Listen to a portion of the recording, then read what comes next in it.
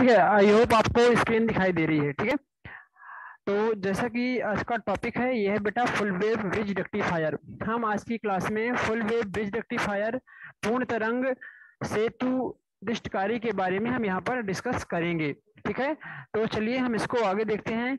इसका हम देखेंगे कि एक्चुअली ये कैसे वर्क करता है।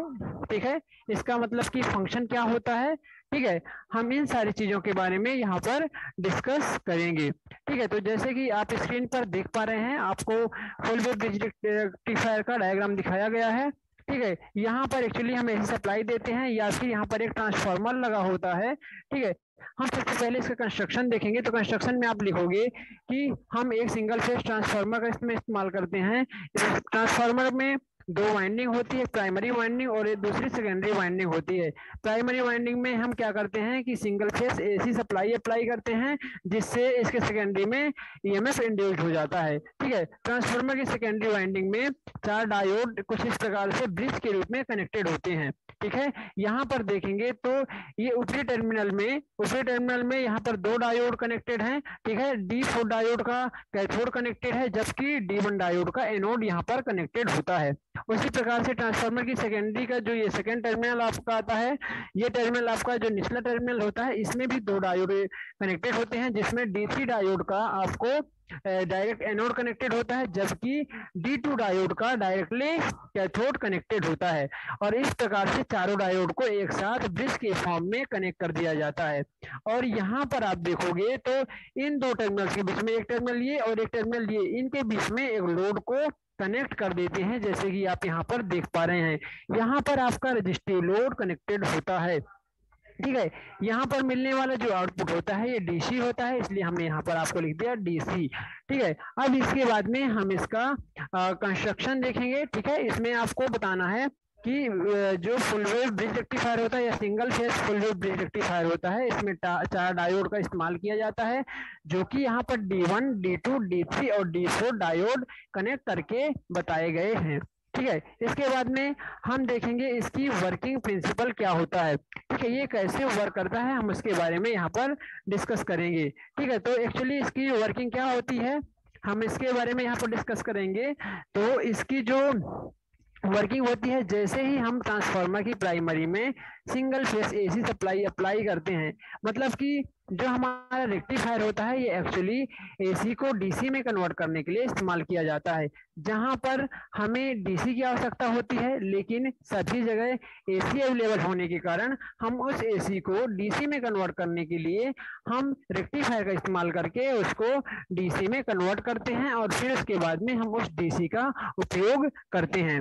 ठीक है, उसके बाद में हम उस डीसी का उपयोग करते हैं। ठीक है, यहाँ पर हम आपको बताएंगे कि ये जो यहाँ पर ब्रिज रेक्टिफायर है ये किस प्रकार से हाफ वेव रेक्टिफायर या full wave centre tap rectifier से किस तरह से भिन्न होता है। ठीक है, इसके क्या एडवांटेजेस हैं। ठीक है, हम इन सारी चीजों के बारे में यहाँ पर डिस्कस करेंगे।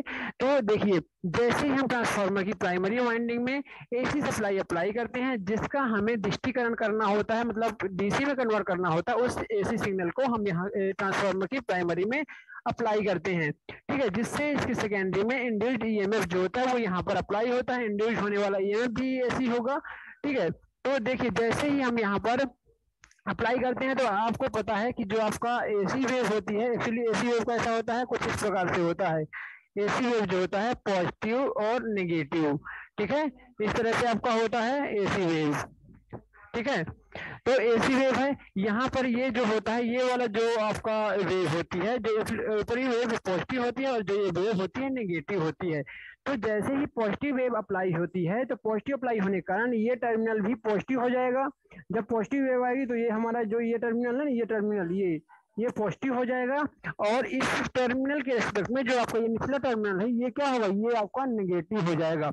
इसके नेगेटिव हो जाने से क्या होता है, ये देखो ऊपरी टर्मिनल पॉजिटिव और जो निचला टर्मिनल है वो नेगेटिव हो जाता है।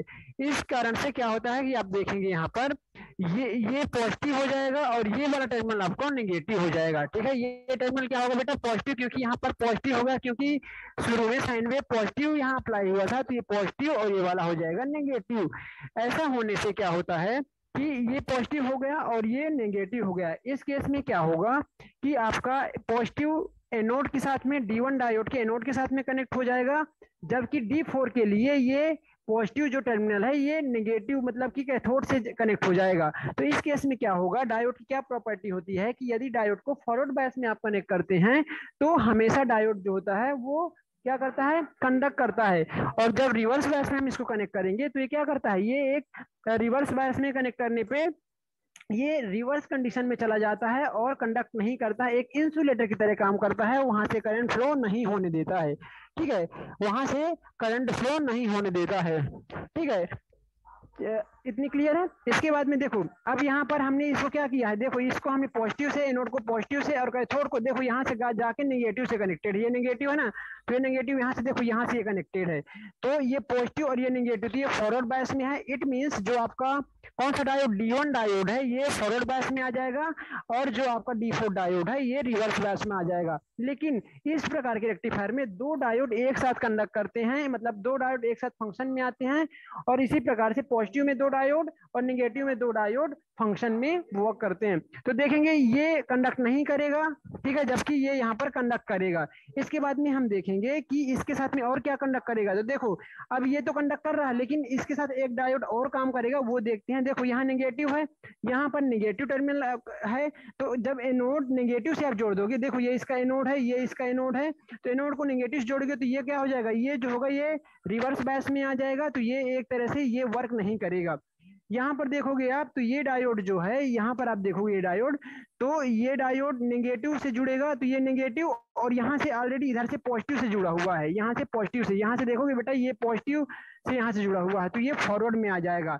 तो यहाँ पर ये डायोड और ये डायोड दोनों कंडक्ट करेंगे, जबकि ये डायोड और ये डायोड कंडक्ट नहीं करेगा। इस प्रकार से हम कह सकते हैं कि जब पॉजिटिव हाफ साइकिल अप्लाई होगा, यहाँ पर जब हम पॉजिटिव हाफ साइकिल अप्लाई करेंगे एसी सिग्नल का, जब यहाँ पर पॉजिटिव अप्लाई करेंगे और यहाँ तो यहाँ नेगेटिव बन जाएगा, तो हमारे ये दो डायोड कंडक्ट करेंगे, मात्र ये डायोड ही कंडक्ट करते हैं। ठीक है, क्लियर है। हाँ, तो ये डायोड कंडक्शन में रहेंगे, तो इसके कारण कैसे आपको करंट फ्लो होगी, यहाँ पर आप देखोगे तो यहाँ पर देखो करंट की जो डायरेक्शन होगी, ये यहाँ से जब पॉजिटिव हमने हाफ वेव प्रोवाइड किया बेटा, तो करंट की जो डायरेक्शन होगी, अभी आपको मैं बताता हूँ कैसे होगी।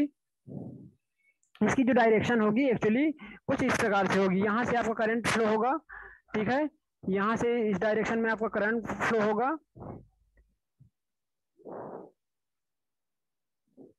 यहाँ से, और फिर इसके बाद में आपका लोड की तरफ जाएगा करंट, इधर जाएगा, फिर इसके बाद में ये आपका जो करंट होगा वो यहाँ से आएगा, ठीक है, फिर इसके बाद में ये डायोड ये करंट इधर जाएगा, फिर इसके बाद में ये करंट इधर आएगा, ठीक है, जो करंट की डायरेक्शन होगी यहाँ से इधर जाएगा, ठीक है, इसके बाद में ये यहाँ से आते हुए ये अपना रिटर्न पाथ में चला जाएगा, ये रिटर्न पाथ में कुछ इस तरह से इसकी डायरेक्शन होगी।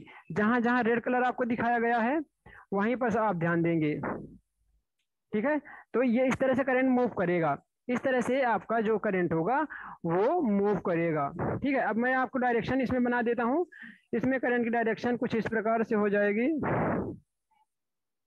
ठीक है, इसमें करंट की डायरेक्शन ये होगी, आपकी ये करंट की डायरेक्शन होगी, ये आप में लोड की डायरेक्शन, लोड में करंट की डायरेक्शन कैसी होगी, ऐसे होगी, डाउनवर्ड डायरेक्शन में, ठीक है, तो ये आपके करंट की डायरेक्शन यहाँ पर बताई गई है।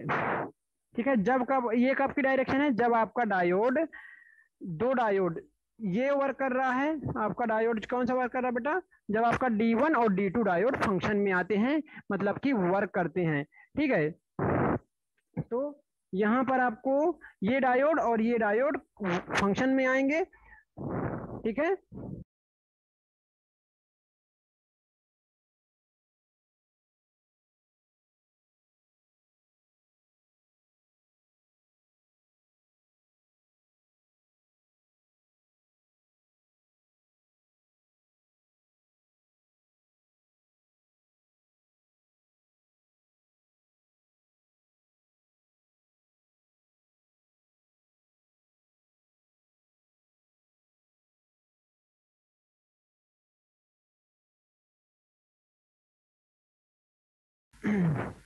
ठीक है, तो इस तरह से ये फंक्शन करेगा। क्लियर है? अब इसके बाद में देखिए, अब ये जब पॉजिटिव हाफ साइकिल अप्लाई हुआ बेटा, देखो ये पूरा क्या होता है एक्चुअली, ये आपका इस तरह से साइकिल होती है ऐसी की, ये पॉजिटिव वेव होती है और यहाँ पर आपकी नेगेटिव वेव होती है। तो कुछ इस तरह से फंक्शन होता है। अब देखते हैं हम इसका, जब इसका ये अप्लाई हुआ था अभी, अब जब ये अप्लाई होगा नेगेटिव वेव, तब हम उसकी चीजों को देखते हैं, स्टडी करते हैं। तो अब देखिए, अब क्या होगा कि कुछ समय के पश्चात जो आपका पॉजिटिव वेव था वो ना जाके अब नेगेटिव वेव अप्लाई हो गई। अब कौन सा वेव अप्लाई होगा? ये वाला वेव अप्लाई होगा। नेगेटिव वेव के अप्लाई होने पर अब ऊपरी टर्मिनल जो है नेगेटिव हो जाएगा, ऊपरी टर्मिनल आपका नेगेटिव हो जाएगा, जबकि ऊपरी टर्मिनल, ट्रांसफार्मर के ऊपरी टर्मिनल की अपेक्षा जो आपका निचला टर्मिनल है वो पॉजिटिव हो जाएगा। ऊपरी टर्मिनल क्या हो गया? नेगेटिव हो गया, अब ये पॉजिटिव हो गया, अपोजिट पोलैरिटी हो जाती है। क्यों? क्योंकि यहाँ पर हमारा नेगेटिव सिग्नल यहाँ पर अब अप्लाई होता है। तो देखिए यहाँ पर ये आपका नेगेटिव हो जाएगा और यहाँ पर आपका ये हो जाएगा पॉजिटिव। ये एक हो जाएगा नेगेटिव और एक हो जाएगा पॉजिटिव। तो देखो जब ये नेगेटिव है, ये नेगेटिव है, ठीक है, तो यहाँ से ये इसका एनोड नेगेटिव से कनेक्ट हो गया, जबकि कैथोड इसके पॉजिटिव से कनेक्ट हो गया। तो ये जो D1 डायोड है ये वर्क नहीं करेगा, ये वर्क नहीं करेगा। देखो यहाँ देखो, ये नेगेटिव से कनेक्ट हुआ, मतलब जो इसका कैथोड है वो नेगेटिव टर्मिनल से, और जो आपका यहाँ पर आप देखोगे तो इसका जो कैथोड है ये वाला टर्मिनल, ये इसके पॉजिटिव से कनेक्ट हो गया। तो इसका मतलब आपको यहाँ पर D4 डायोड वर्क करेगा। ठीक है, इसके बाद देखेंगे और कौन सा वर्क करेगा इसके साथ में। तो यहाँ पर पॉजिटिव से कनेक्ट हो गया, मतलब ये भी डायोड आपका वर्क करेगा, ये भी फॉरवर्ड बैच में आ जाएगा, जबकि ये भी वर्क नहीं करेगा। ठीक है, तो इस प्रकार से आपको जब नेगेटिव हाफ साइकिल हमने अप्लाई किया तो ये दो डायोड फंक्शन में आ जाते हैं, ये दोनों डायोड फंक्शन में आ जाएंगे, जिनके कारण यहाँ पर इलेक्ट्रिक करंट फ्लो होगी। और करंट की डायरेक्शन कैसे होगी, हम ये भी चीज को यहाँ पर देखते हैं कि एक्चुअली इसमें करंट की डायरेक्शन क्या होगी। ठीक है, आपको मैं यहाँ पर बताता हूँ। अब आप वहीं पर ध्यान दोगे जहां पर लाइन में ड्रॉ कर रहा हूँ, आप वहां पर मात्र ध्यान दोगे। ठीक है, करंट की मैं डायरेक्शन बताऊंगा कि कैसे इसकी करंट की डायरेक्शन होगी। ठीक है, मैंने YouTube में इसका वीडियो भी अपलोड कर चुका हूँ, और उसमें वहां से देख के और भी चीजों को क्लियर कर सकते हो। ठीक है, वहां से भी और देख के चीजों को क्लियर कर सकते हो। उसमें थोड़ा सा डिफरेंट यहाँ पर लोड कनेक्टेड किया गया है। ठीक है, कंफ्यूज लेकिन नहीं होना है, सेम चीजें हैं, दोनों में ही सेम चीजें हैं। और यहाँ से जो करंट की डायरेक्शन होगी वो कुछ इस प्रकार से होगी। ठीक है, ये आपके करंट की डायरेक्शन होगी।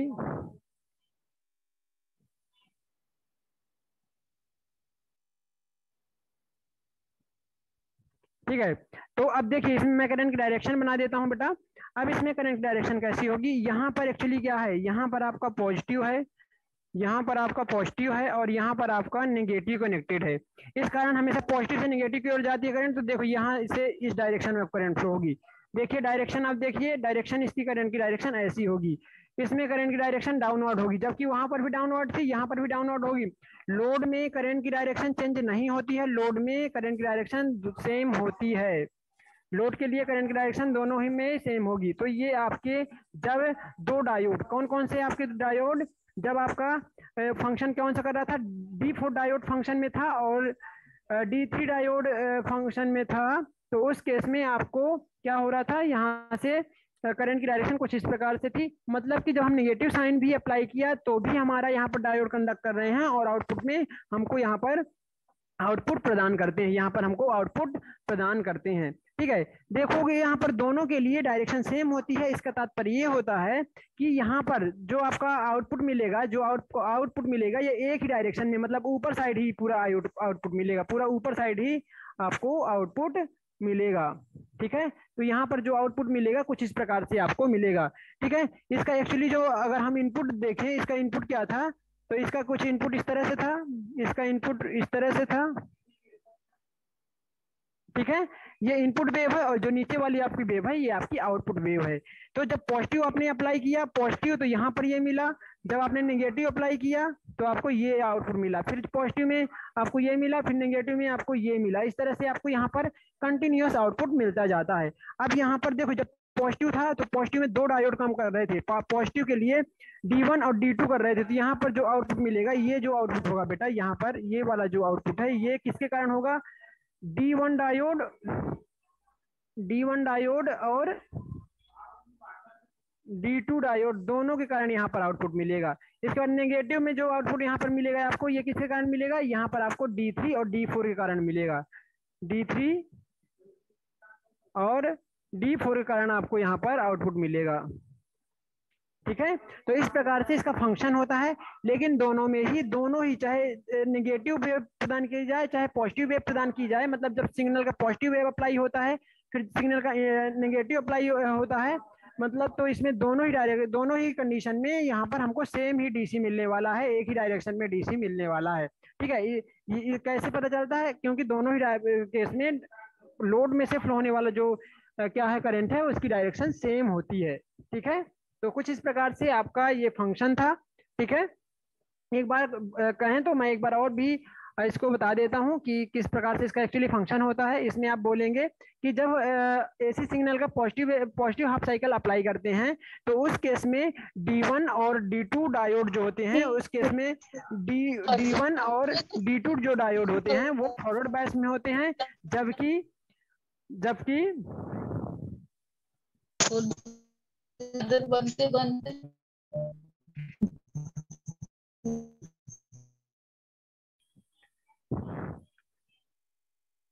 ठीक है, तो यहाँ पर क्या हो रहा था, जब हमने पॉजिटिव हाफ साइकिल अप्लाई किया तो D1 और D2 डायोड फॉरवर्ड बायस में आ जाते हैं और इनके कारण हमको लोड में आउटपुट मिलता है। फिर कुछ समय पश्चात जब एसी सिग्नल का नेगेटिव वेव अप्लाई होता है तो उस केस में हमारे जो डायोड होते हैं, जब नेगेटिव सिग्नल अप्लाई हो तो D4 और D3 डायोड कंडक्शन करते हैं, इनके कारण हमको आउटपुट प्राप्त होता है। इस प्रकार से ब्रिज रेक्टिफायर का फंक्शन होता है। जो ब्रिज रेक्टिफायर होते हैं ये काफी इफिशियंट होते हैं, इनकी दक्षता जो फुल हाफ वेव रेक्टिफायर होते हैं और जो full wave centre tap rectifier होते हैं उनकी अपेक्षा काफी अधिक होती है। ठीक है, इनकी इफिशियंसी काफी अधिक होती है, ये अच्छा हमको आउटपुट प्रदान करते हैं और इनके द्वारा मिलने वाला जो आउटपुट होता है इसमें एसी की अशुद्धि भी कम होती है, कम मात्रा में अशुद्धि होती है, मतलब प्योर डीसी लगभग होता है, लगभग प्योर होता है। हालांकि पल्स के रूप में ही होता है क्योंकि एक्चुअल में 100% प्योर नहीं होता है, लेकिन centre tap full wave rectifier और हाफ वेव रेक्टिफायर की अपेक्षा इसका जो आउटपुट है वो काफी अच्छा होता है। कम मात्रा में एसी की अशुद्धि या एसी के कंपोनेंट पाए जाते हैं। ठीक है, आई होप इतनी चीजें आपको क्लियर होंगी। आगे ये चीजों को डिस्कस करते हैं।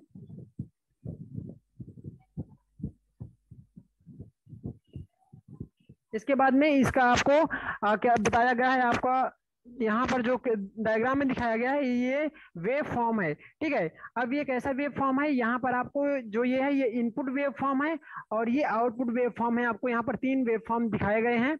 आपको एक इनपुट वेव फॉर्म दिखाया गया है, फिर इसके बाद में यहाँ पर आपके 3 इसके आउटपुट के वेव फॉर्म दिखाए गए हैं।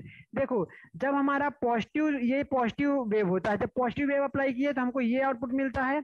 और पॉजिटिव मतलब कि जब हमारा पॉजिटिव सिग्नल अप्लाई होता है एसी का, तब हमको D1 और D2 डायोड कंडक्ट करते हैं और ये 2 सिग्नल हमको मिलते हैं। ठीक है, इसके पश्चात जब नेगेटिव अप्लाई होता है तो हमको ये वाले सिग्नल यहाँ पर आउटपुट में मिलते हैं। ठीक है, तो ये कंटिन्यूस मिलता है। जब पॉजिटिव अप्लाई हुआ तो ये सिग्नल मिलेगा, नेगेटिव अप्लाई हुआ तो ये सिग्नल मिलेगा, पॉजिटिव अप्लाई हुआ तो ये सिग्नल मिलेगा, नेगेटिव अप्लाई हुआ तो ये सिग्नल मिलेगा, लेकिन दोनों ही सिग्नल हमको एक ही डायरेक्शन में मिलते हैं। Output during positive half cycle input, output during negative half cycle input. तो कंप्लीट यदि हम बात करें तो ये पॉजिटिव नेगेटिव करंट आपको यहाँ पर आउटपुट मिलते जाएंगे।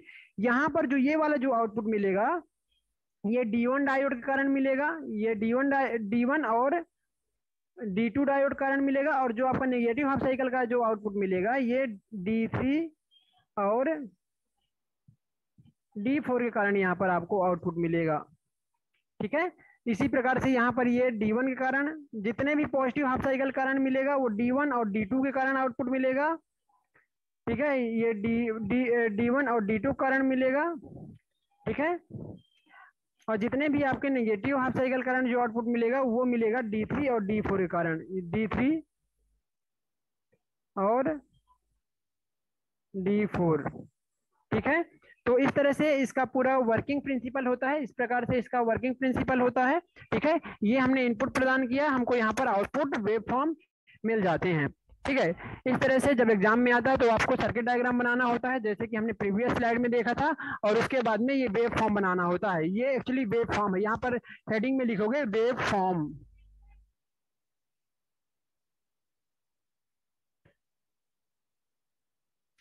ये वेव फॉर्म है।